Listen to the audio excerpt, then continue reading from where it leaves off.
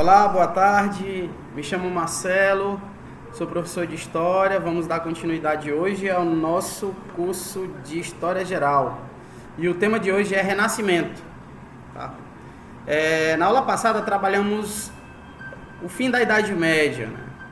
E esse Renascimento está diretamente ligado a esse final da Idade Média. No fim da Idade Média, as pessoas elas vão deixar o campo, né, e a dependência do seu feudal pela cidade. E essa cidade vai receber o nome de burgo.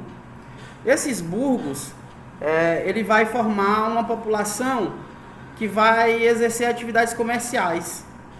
E esses comerciantes eles vão acumular riquezas, né? E essas riquezas elas serão responsáveis, né, pelo investimento na cultura, nas artes, nas ciências, né? E isso vai contribuir significativamente para o desenvolvimento. Entendamos aqui um contexto geral. Se eu tenho uma transferência de pessoas do campo para a cidade, eu tenho um processo de urbanização. Com esse processo de urbanização, eu vou ter o desenvolvimento do comércio. Com o desenvolvimento do comércio, eu vou ter o desenvolvimento econômico. Com o desenvolvimento econômico, eu vou ter o desenvolvimento cultural e científico, né? Uma vez que as pessoas passam a morar nas cidades, as trocas culturais elas serão muito grandes. E esses comerciantes, eles não comercializam só entre si, eles comercializam com outros povos. A principal região e o epicentro desse renascimento será a região, né, dali onde fica localizado a Itália. Mas naquela época não existia Itália. Existiam cidades e estados. Eu tenho Gênova, Florença, né? E essas cidades elas vão comercializar com povos árabes, elas vão comercializar com povos, né, com chineses, com indianos. E esse tipo de troca comercial vai favorecer uma troca cultural. E uma vez que essa burguesia vai enriquecer, ela vai investir nas artes, nas ciências. Eu vou ter aí a presença do mecenas. Quem é o mecenas? O mecenas vai ser um cara que vai investir nas artes e nas ciências. Por que é que eu uso a palavra renascimento? Renascimento é uma mudança de perspectiva. O que é perspectiva? É uma mudança de mentalidade.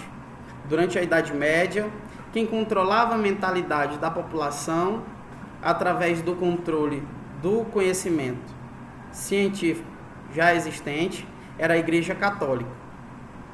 Durante esse período de renascimento, que foi do século XIV até o século XVI, né, didaticamente só para nos situarmos no espaço e no tempo, a gente tem que entender que ali na Europa houve um processo de urbanização, né? E essa urbanização, ela causou o quê? Um aumento do comércio, um aumento da cultura, o surgimento de novas classes, né? E isso favoreceu o quê? Favoreceu um crescimento da cultura que expandiu para outras regiões da Europa, como Portugal. Lá eu tenho um exemplo disso, Camões, que produziu os Lusíadas. Os Lusíadas é uma obra de importância mundial. Por quê? Porque os Lusíadas, ele vai contar a história do povo heróico português, né? E a viagem de Vasco da Gama às Índias. É uma grande conquista. Isso mostra os limites do homem, né? E é isso que o Renascimento é. Ele vai resgatar o homem. Ele vai colocar o homem no centro do universo. Não vai ser mais Deus. O homem ele passa a ser um indivíduo autônomo, um ser pensante, um ser capaz de tomar suas próprias decisões. O homem, a partir desse momento, ele é dono do tempo. Ele controla o seu tempo, ele controla o seu destino. E aí o que é que acontece? Vai expandir para a Inglaterra com Shakespeare, Thomas More. Shakespeare vai escrever Hamlet, Romeu e Julieta. Eu vou ter o Thomas More que vai escrever a Utopia, que vai fazer uma crítica às sociedades, aos abusos sociais, né? Ele vai escrever um livro contando a história de uma sociedade justa e igualitária. Então esse renascimento, ele vai nos dar uma ideia das grandes transformações que o mundo vai passar. Vejamos, eu tenho uma sociedade fechada, boa parte da população é analfabeta. Entre o século XIV e o século XVI, eu vou ter o surgimento da imprensa, eu vou ter o surgimento das primeiras universidades, eu vou ter o desenvolvimento e a ampliação de muitos sistemas de ensino, que são sistemas patrocinados justamente por esses mecenas. Isso tudo foi causado pelo desenvolvimento das práticas comerciais. Gerou como consequência aumento populacional, houve também um aumento das técnicas, o desenvolvimento das técnicas agrícolas. Com o aumento da produção de alimentos, eu vou ter um aumento da população, mais pessoas irão nascer, cidades irão aumentar, várias novas cidades irão surgir nesse momento. Vai haver nesse momento um intercâmbio cultural muito grande com outros povos, com árabes, com chineses, com indianos, que também contribuíram para esse renascimento. Então eu não vou definir como sendo apenas um renascimento local, um renascimento ali da região da Itália. Eu vou definir como renascimentos. Vários povos contribuíram para isso. Valorizamos muito a história eurocêntrica, mas temos que dar importância a outras sociedades. Essa passagem, ela vai dar início a uma idade chamada Idade Moderna. E dentro desse período do Renascimento, eu vou ter um movimento, um movimento intelectual, um movimento científico, um movimento de desenvolvimento das ciências chamado humanismo. E esse humanismo, ele vai desenvolver novas formas de observação, interpretação, novas formas de análise do mundo. Eu vou observar, eu vou analisar e eu vou tirar conclusões. Um método vai surgir aí, a perspectiva vai surgir aí. Personalidades irão surgir nesse momento. Eu vou ter personalidades como Nicolau Maquiavel, que escreveu O Príncipe. Ele também era um mecenas, Ele também investia nas artes e nas ciências. Ele pagava o estudo de alguns pupilos seus. Eu vou ter Leonardo da Vinci, eu vou ter Michelangelo, eu vou ter Dante Alighieri, que o Dante ele já vai estar inserido ali no finalzinho da Idade Média para a Idade Moderna. Então ele vai ser meio que um precursor dessa passagem,